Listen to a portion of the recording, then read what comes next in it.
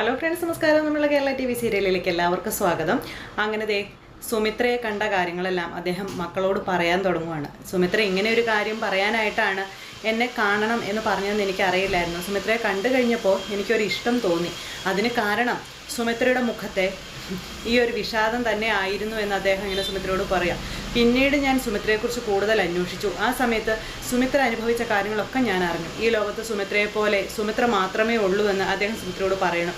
സുമിത്രയ്ക്കൊരു ഭർത്താവിനെ ശരിക്കും ആവശ്യം ഉണ്ട് എന്നെനിക്ക് തോന്നുന്നു. പക്ഷേ ഒരു ഭർത്താവിനേക്കാളും സുമിത്രയ്ക്ക് ആവശ്യം നല്ലൊരു സുഹൃത്തിനെയാണ്.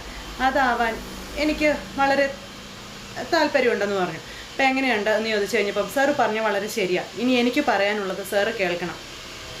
എൻ്റെ ജീവിതത്തിൽ എനിക്കിനിയൊരു വിവാഹമില്ല. മരണം വരെ ഞാൻ എൻ്റെ രോഹിത്തിനെ മാത്രം ഓർത്ത് ജീവിക്കാനാണ് തീരുമാനിച്ചിരിക്കുന്നതെന്ന് സുമിത്ര അദ്ദേഹത്തിനോട് പറയാം.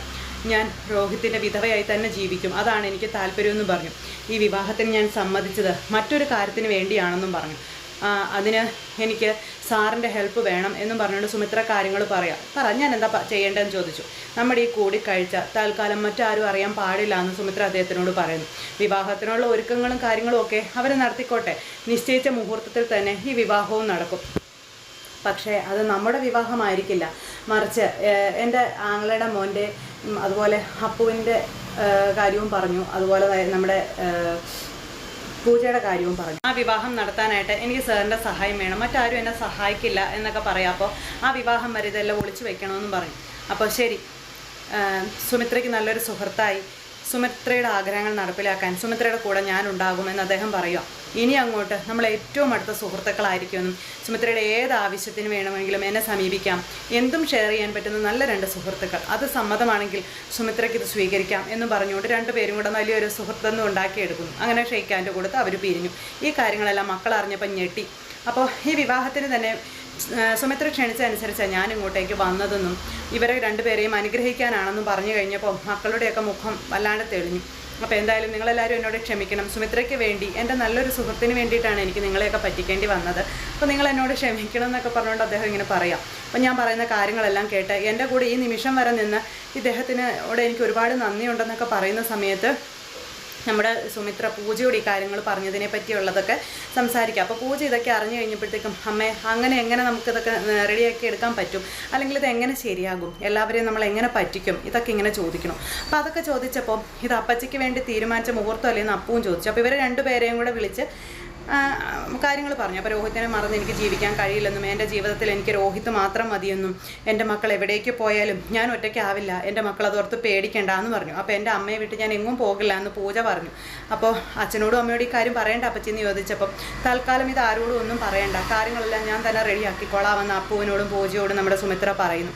അപ്പോൾ അപ്പുവിനോടും പൂജയോടും ഈ ഒരു കാര്യത്തെപ്പറ്റി ചോദിച്ചു കഴിഞ്ഞപ്പോൾ അവർക്ക് രണ്ടുപേർക്കും പൂർണ്ണ സമ്മതമാണെന്നുള്ള കാര്യം അവർ രണ്ടുപേരും കൂടി ഇങ്ങനെ സുമിത്രയോട് പറയാം. അപ്പോൾ സുമിത്രയോട് അത് പറഞ്ഞു കഴിഞ്ഞപ്പോൾ സുമിത്രയ്ക്ക് അത് ഭയങ്കരമായിട്ട് അങ്ങ് സന്തോഷമായി. കാരണം ഇനിയിപ്പോൾ പ്രശ്നങ്ങളോ കാര്യങ്ങളോ ഒന്നും തന്നെ സംഭവിക്കാനില്ല, എല്ലാം ഓക്കെ ആയിട്ട് നടത്താൻ പറ്റും എന്നുള്ളൊരു ധൈര്യം നമ്മുടെ സുമിത്രയ്ക്ക് വന്നു. അത് കഴിഞ്ഞപ്പോഴത്തേക്കും പൂജയ്ക്കും അപ്പൂനും സന്തോഷമായി എന്ന് മനസ്സിലാക്കി നമ്മുടെ സുമിത്ര ഇങ്ങനെ വിഷമിച്ച് എങ്ങനെ ഇരിക്കുന്നു. അപ്പോൾ ജാതകപ്പൊരുത്തവും കാര്യങ്ങളെല്ലാം ഞാൻ നോക്കി, എല്ലാം റെഡിയാണ്, കുഴപ്പമൊന്നും ഇല്ല എന്നൊക്കെ സുമിത്ര പിള്ളേരോട് പറഞ്ഞു. ഇതെല്ലാം കേട്ട് കഴിഞ്ഞപ്പോൾ അവർക്ക് ഒത്തിരി സന്തോഷമായി.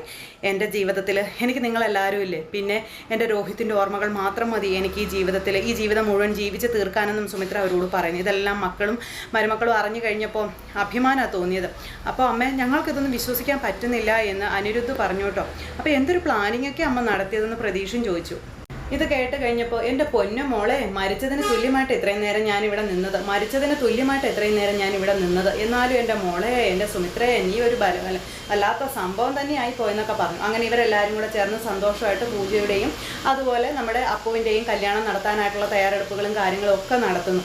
ഈ സമയത്ത് അവർ ചെന്ന് നമ്മുടെ പുതിയ ചേട്ടൻ്റെ അനുഗ്രഹമൊക്കെ മേടിച്ചു. അപ്പോൾ ആ ചേട്ടൻ പറഞ്ഞു, എൻ്റെ അനുഗ്രഹം നിങ്ങൾക്ക് രണ്ടുപേർക്കും എപ്പോഴും ഉണ്ടാകും, നിങ്ങളെ രണ്ടുപേരെയും ഞാൻ മനസ്സറിഞ്ഞ് അനുഗ്രഹിച്ചിരിക്കുന്നു എന്നൊക്കെ പറഞ്ഞുകൊണ്ട് അദ്ദേഹം ഇങ്ങനെ ഇവരെ അനുഗ്രഹിച്ചു കേട്ടോ. അപ്പോൾ സുമിത്രയുടെ അനുഗ്രഹത്തേക്കാൾ വലുതായി ഈ ലോകത്ത് നിങ്ങൾക്ക് മറ്റൊന്നും കിട്ടാനില്ല, അതുകൊണ്ട് തന്നെ നിങ്ങൾ സുമിത്രയുടെ അനുഗ്രഹമാണ് ഇപ്പോൾ തന്നെ മേടിക്കേണ്ടതെന്നൊക്കെ പറഞ്ഞുകൊണ്ട് അദ്ദേഹം ഇങ്ങനെ പറയുകയും ചെയ്തു. അപ്പോൾ അതൊക്കെ കേട്ട് കഴിഞ്ഞപ്പോൾ ഇവർക്ക് സന്തോഷമായിട്ടോ. അപ്പോൾ മുഹൂർത്തത്തിന് സമയമായി, വേഗം നമുക്ക് മണ്ഡപത്തിലേക്ക് പോകാം എന്നും പറഞ്ഞുകൊണ്ട് അച്ചമ്മ തന്നെ മുൻകൈ എടുക്കുന്നു എല്ലാത്തിനും. അപ്പോൾ ശരിയെന്നും പറഞ്ഞുകൊണ്ട് ഇവർ അങ്ങോട്ട് പോകണം. അത് കഴിഞ്ഞ് പിന്നെ കല്യാണത്തിൻ്റെതായ എല്ലാ തിരക്കുകളും കാര്യങ്ങളുമായി. അതിനുശേഷം വന്ന ആ ചേട്ടനെ വളരെ സ്വീകാര്യതയോടുകൂടി തന്നെ അവർ മണ്ഡപത്തിലേക്ക് വിളിച്ചുകൊണ്ട് പോകണം. വിശ്വനാഥൻ ഇതൊക്കെ കണ്ട അഭിമാന മുഹൂർത്തം എന്നുള്ള രീതിയിൽ ഇങ്ങനെ നിൽക്കുന്നു. ഈ സമയത്താണ് നമ്മുടെ രഞ്ജിതയുടെ രംഗപ്രവേശനം. രഞ്ജിത വരുന്നു. രഞ്ജിത വന്നപ്പോൾ ഇവരെല്ലാവരും കൂടെ വിവാഹം കഴിക്കാൻ മണ്ഡപത്തിലേക്ക് പോകുമായിരുന്നു. ആ സമയത്ത് രഞ്ജിത വന്നിറങ്ങി ഈ ഒരു കാഴ്ച കാണുന്നു. ഇത് കണ്ട നമ്മുടെ രഞ്ജിത ഞെട്ടിപ്പോയി.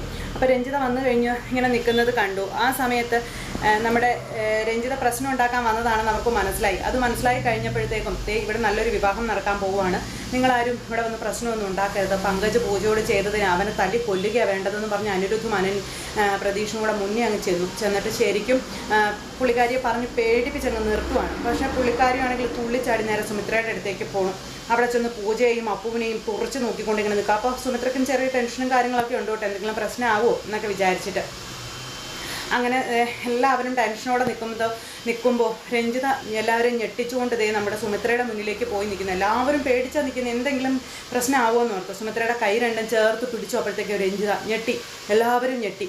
രഞ്ജിത കരഞ്ഞ് സുമിത്രയുടെ കയ്യിലേക്ക് ഒന്ന് പിടിച്ചു. എന്നിട്ട് താൻ ചെയ്തു പോയ തെറ്റുകളെല്ലാം ഏറ്റു പറയാം. കൊലപാതക ശ്രമത്തിന് എൻ്റെ പേരിൽ കേസ് എടുത്തിരിക്കുകയാണെന്ന് പറഞ്ഞപ്പം അത് നന്നായി എന്നും പറയണു. അപ്പം മകൻ്റെ പേരിൽ പങ്കജനെ ഉള്ളിലാക്കി നമ്മുടെ സുമിത്രയൊക്കെ കൂടെ ചേർന്ന്. അപ്പം നന്നായി, അവൻ കുറച്ച് നേരം അകത്ത് കിടക്കട്ടെ എന്നും പറഞ്ഞുകൊണ്ട് നമ്മുടെ സരസ്വതി അമ്മ പൂജയുടെ മുഖത്ത് ആസിട്ട് ഒഴിക്കാൻ നോക്കിയവൻ അങ്ങനെ തന്നെ വേണം, അവനെ വെറുതെ വിടാൻ പറ്റില്ലെന്നൊക്കെ സരസ്വതി അമ്മ പറഞ്ഞു. അപ്പം സുമിത്രേ ജയിലിൽ പോയി കഴിഞ്ഞിട്ടുണ്ടെങ്കിൽ എൻ്റെ കുഞ്ഞിൻ്റെ ഭാവി പോകുമെന്ന് പറഞ്ഞ് സുമിത്രയുടെ കാല് കഴുകി വെള്ളം കുടിക്കായി രഞ്ജിത കേട്ടോ. അപ്പോൾ സുമിത്ര അതിനൊരു തീരുമാനം ഉണ്ടാക്കണം. അതുപോലെ തന്നെ പൂജ മോളെ നീ എന്നോട് ക്ഷമിക്കണം, ചെയ്തതിനും പറഞ്ഞതിനും ഒക്കെ ക്ഷമിക്കണം. മോൾ അമ്മയോടൊന്ന് മോൾ പറഞ്ഞ അമ്മ കേൾക്കും. മോളെ ശല്യം ചെയ്യാൻ ഇനി ഒരിക്കലും അവൻ മോളുടെ അരികിലേക്ക് വരില്ല. എൻ്റെ മോളൊന്ന് കേൾക്ക്. പങ്കജിനെ ജാമ്യത്തിൽ ഇറക്കാൻ അവനെ രക്ഷിക്കാൻ അരവിന്ദേട്ടൻ നെട്ടോട്ട് ഓടിക്കൊണ്ടിരിക്കുക, മോളെ ഒന്ന് മോളെ എന്ന് പറഞ്ഞു. അങ്ങനെ പൂജയും അതുപോലെ സുമിത്രയും വിചാരിച്ചാൽ മാത്രമേ നടക്കുള്ളൂ എന്ന് മനസ്സിലായി കഴിഞ്ഞപ്പോഴത്തേക്കും രഞ്ജിത ഇവരുടെ മുന്നിൽ മുട്ടുകുത്തി. അപ്പോൾ സുമിത്ര ഒന്നും മിണ്ടാതെ ഇങ്ങനെ പ്രതികരിക്കാതെ നിൽക്കുക കേട്ടോ. ഈ സമയത്ത് എനിക്ക് ആകെ അവനേ ഉള്ളൂ, എന്നെ ചതിക്കരുത് സുമിത്ര, ഞാൻ എൻ്റെ കാല് പിടിക്കാമെന്ന് പറഞ്ഞ് കാലേൽ വീണു. അപ്പോഴേക്കും സുമിത്ര ഈ രഞ്ജിതയെ പിടിച്ചെഴുന്നേൽപ്പിച്ചു. അപ്പം ഞാൻ ഈ കാണിക്കുന്നതും പറയുന്നതൊന്നും അഭിനയമല്ല സുമിത്രേ, സത്യമാണ് സുമിത്രേ. എൻ്റെ മോനെ എനിക്ക് തിരിച്ചു വേണം സുമിത്രേ, എനിക്ക് വേണം. ഞാൻ ഈ കാണിക്കുന്നതും പറയുന്നതും എല്ലാം സത്യമായ കാര്യമാണ് സുമിത്ര, നീ എന്നെ വിശ്വസിക്കണം സുമിത്രേ, എന്നെ വിശ്വസിക്കുക സുമിത്രേ എന്ന് പറഞ്ഞുകൊണ്ട് കാല് പിടിക്കാം. അപ്പോൾ നീ അങ്ങനെ സത്യസന്ധമായിട്ടാണ് ഇപ്പോൾ ഇവിടെ വന്നിരിക്കുന്നതെങ്കിൽ പൂജമോളുടെ തലയിൽ തൊട്ട് അനുഗ്രഹിക്കുക. പിന്നെ നീ അവളുടെ വപ്പച്ചയല്ലേ, ഒന്നുമില്ലെങ്കിലും നിനക്ക് അതിനുള്ള കടമയെങ്കിലും ഉണ്ട്. പൂജമോളെ മോനെ ഇവളുടെ കാലെ തൊട്ട് തൊഴാൻ പറഞ്ഞു. അങ്ങനെ അവർ പറഞ്ഞ അനുസരിച്ച് രഞ്ജിതയുടെ കാല് തൊട്ട് അനുഗ്രഹം മേടിക്കുക ഇവർ രണ്ടുപേരും. അപ്പോൾ നിനക്കെല്ലാ അനുഗ്രഹങ്ങളും ഉണ്ടാകും, നന്മയും ഉണ്ടാകും. അതുപോലെ ദൈവം അനുഗ്രഹിച്ചത് മാത്രമേ ചേർക്കാൻ പറ്റുകയുള്ളൂ എന്ന് അപ്പച്ചിക്ക് ഇപ്പം മനസ്സിലായെന്നും പറഞ്ഞ് രഞ്ജിത വന്ന് ഇവരുടെ കാല് പിടിക്കുന്നു. അപ്പോൾ രണ്ടുപേർക്കും നല്ലതേ വരൂ എന്നൊക്കെ പറഞ്ഞുകൊണ്ട് രഞ്ജിത ഇങ്ങനെ അനുഗ്രഹിക്കുന്നു. അപ്പോഴേക്കും എന്തായാലും നിൻ്റെ മോൻ ജയിലിൽ കിടക്കില്ല, അവനെ ഓർത്ത് നിനക്ക് കരയേണ്ടി വരില്ല, ഈ വിവാഹം കഴിഞ്ഞ് കഴിയുമ്പോൾ അവൻ്റെ കാര്യത്തിന് തീരുമാനം ആയിക്കോളും, എന്താ പോരേന്ന് ചോദിച്ചു സുമിത്ര. അത് മതിയെന്ന് സുമിത്രയോട് രഞ്ജിതയും പറഞ്ഞു. നിനക്ക് ഒരു കടമ കൂടി ബാക്കിയുണ്ടെന്ന് സുമിത്ര പറയാം, അതുകൊണ്ടാണ് ദൈവം നിന്നെ ഇപ്പോൾ ഇവിടെ കൊണ്ടുവന്ന് എത്തിച്ചതെന്ന് സുമിത്ര രഞ്ജിതയോട് പറഞ്ഞു. അപ്പോൾ രഞ്ജിത നോക്കൂ എന്ത് കടമയാണെന്ന്. മോളെ ശീതൾ എന്നും പറഞ്ഞുകൊണ്ട് ആ താലം രഞ്ജിതയുടെ കയ്യിൽ കൊടുക്കാൻ പറഞ്ഞു. അങ്ങനെ ആ താലം വഹിച്ച് ഇവർ തന്നെ അവരെ മണ്ഡപത്തിലേക്ക് കൊണ്ടുപോകാനായിട്ടുള്ള കാര്യങ്ങളൊക്കെ സുമിത്ര ചെയ്യിക്കുക. അങ്ങനെ ചെയ്യേണ്ട കാര്യങ്ങളെല്ലാം രഞ്ജിതയെ കൊണ്ട് നമ്മുടെ സുമിത്ര ചെയ്യിക്കുന്നു. അങ്ങനെ ഇവരെ ആരതി ഒഴിഞ്ഞ് മണ്ഡപത്തിലേക്ക് രഞ്ജിതയെ കൊണ്ടുപോകുന്നത്. അങ്ങനെ ആ മണ്ഡപത്തിൽ ചെന്നിരുന്നു. രഞ്ജിതയുടെ സാന്നിധ്യത്തിൽ ഇവരുടെ വിവാഹവും നടന്നു. എല്ലാം വളരെ ഗംഭീരമായി തന്നെ നല്ല ആർഭാടകരമായി തന്നെ നമ്മുടെ സുമിത്ര നടത്തി. എല്ലാവരും അങ്ങനെ കണ്ടുകൊണ്ട് നിൽക്കുക. എല്ലാവർക്കും ഒരുപാട് സന്തോഷമായി. അങ്ങനെ എല്ലാം വളരെ ഭംഗിയായി നമ്മുടെ സുമിത്ര നടത്തി. രഞ്ജിത തന്നെ മുന്നിൽ നിന്ന് മുൻകൈ എടുത്ത് ഇവരുടെ വിവാഹവും ചടങ്ങുകളും കാര്യങ്ങളും എല്ലാം നടത്തി. എല്ലാവരും അവരെ ഹൃദയം നിറഞ്ഞ് അനുഗ്രഹിക്കുകയും ചെയ്തു. അങ്ങനെ വിവാഹവും കഴിഞ്ഞു. നമ്മുടെ അപ്പവും പൂജയും ഒന്നാവുകയും ചെയ്തു. ഇതെല്ലാം കഴിഞ്ഞതിന് ശേഷം പിന്നെ നമ്മുടെ സുമിത്ര ശ്രീനിലയത്തിലെത്തി സന്ധ്യാദീപം കൊളുത്തുന്നു. സന്ധ്യാദീപം കൊളുത്തി ഇങ്ങനെ ഇരുന്ന് പ്രാർത്ഥിക്കുമ്പോൾ ആ ദീപത്തിന് തൊട്ട് മുന്നിൽ നമ്മുടെ രോഹിത്ത് വന്നിങ്ങനെ നിൽക്കുന്നു, സുമിത്രയെ തന്നെ നോക്കിക്കൊണ്ട്. അങ്ങനെ സുമിത്രയെല്ലാം വളരെ ഭംഗിയായിട്ട് ചെയ്ത് ആ ഒരു സന്തോഷത്തിലാണ് നമ്മുടെ രോഹിത്ത് ഇങ്ങനെ നിൽക്കുന്നത്. അപ്പോൾ സുമിത്ര കണ്ണ് തുറന്ന് നോക്കുമ്പോൾ കാണുന്നത് രോഹിത്തിനെ പെട്ടെന്നൊരു മിന്നായം പോലെ. പിന്നെ തിരിഞ്ഞു നോക്കിക്കഴിഞ്ഞപ്പോൾ പിന്നെ അവിടെ ആരുമില്ല. അപ്പോൾ എപ്പോഴും ഊണിലും ഉറക്കത്തിലും എപ്പോഴും നമ്മുടെ സുമിത്രയ്ക്ക് കാവലായി, സുമിത്രയ്ക്ക് കൂടെ നമ്മുടെ രോഹിത്ത് ഉണ്ടെന്നുള്ള സത്യം സുമിത്ര മനസ്സിലാക്കുന്നു. അങ്ങനെ താൻ ചെയ്യേണ്ട കടമകളെല്ലാം ചെയ്ത് നമ്മുടെ സുമിത്ര രോഹിത്ത് നിന്ന് ആ തൂണയിൽ കെട്ടിപ്പിടിച്ച് ഇങ്ങനെ അവിടെ നിൽക്കുന്നു. അങ്ങനെ ആ ഒരു കാര്യങ്ങളെല്ലാം കാണിച്ചുകൊണ്ടാണ് നമ്മുടെ കഥ എന്നേക്കുമായി അവസാനിച്ചിരിക്കുന്നത്. അപ്പോൾ രോഹിത് മാത്രമാണ് സുമിത്രയുടെ മനസ്സിലുള്ളതെന്നും അതുപോലെ രോഹിത്തിനോടുള്ള പ്രണയം, ഇഷ്ടം, സ്നേഹം ഇതൊക്കെയാണ് സുമിത്രയെ മുന്നോട്ട് നയിക്കുന്നത്, സുമിത്രയുടെ ജീവൻ, ജീവിതം ഇതൊക്കെ പറഞ്ഞുകൊണ്ടാണ് നമ്മുടെ കഥ അവസാനിക്കുന്നത്. എന്തായാലും സുമിത്രയുടെയും ശ്രീനിലയത്തിൻ്റെയും കഥ ഇവിടെ കൊണ്ട് അവസാനിക്കുകയാണ്. എല്ലാവരും നമ്മുടെ കഥ ഏറ്റെടുത്ത് വിമർശനവും അല്ലെങ്കിൽ അതിലെ നന്മകളെ കാണാനും ഒക്കെ ശ്രമിച്ചിട്ടുണ്ട്. അപ്പോൾ എല്ലാവർക്കും ഒരു നല്ലൊരു ദിവസം ആശംസിച്ചുകൊണ്ട് നിർത്തുകയാണ്. സൂപ്പർ ഹിറ്റ് കഥകളും കഥാവിശേഷങ്ങളും പുതിയ വിശേഷങ്ങളൊക്കെ ആയിട്ട് വരാം. എല്ലാവർക്കും നന്ദി. C you again. Take care. Bye bye.